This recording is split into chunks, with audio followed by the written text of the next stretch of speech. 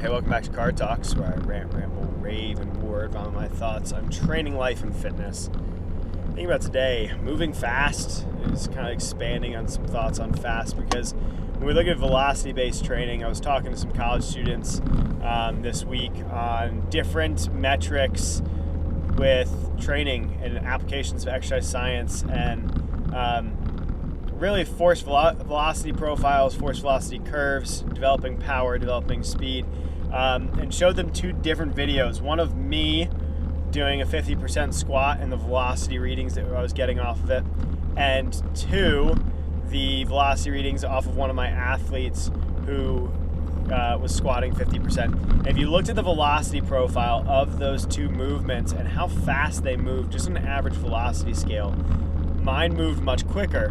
But why, right? The athlete in question is coming from a powerlifting and more bodybuilding style training background, so a little bit more slow strength base than what weightlifting is, right? Now, obviously, we're training for weightlifting. Being able to move quickly is very, very important, right? And so when we're looking at sports that require, or training, right? Like if you're training weightlifting, if we're looking at mandating a fast movement, we need to train fast. We need to have that ability, right? Kind of based off of some of Brian Mann's research that I've seen.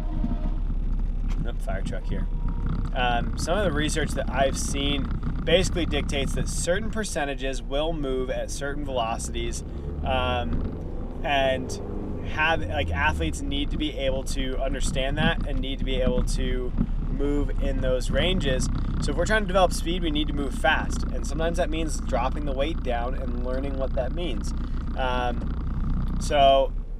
This is kind of building off of a different car talk that may or not be posted at this point. Maybe it'll be tomorrow or sometime soon.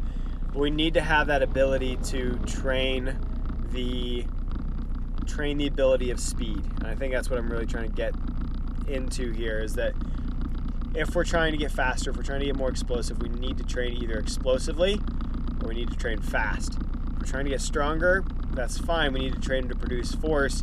And there's a lot of ways that you can obviously do that, but being able to understand that certain adaptations are caused, and we need to target adaptations and not just chase weight room numbers that are only force-based. I don't know, the fire truck kind of threw me off here. Hopefully that made sense and wrapped up making sense. But just something for you to think about today. Until next time, see you in the passenger seat.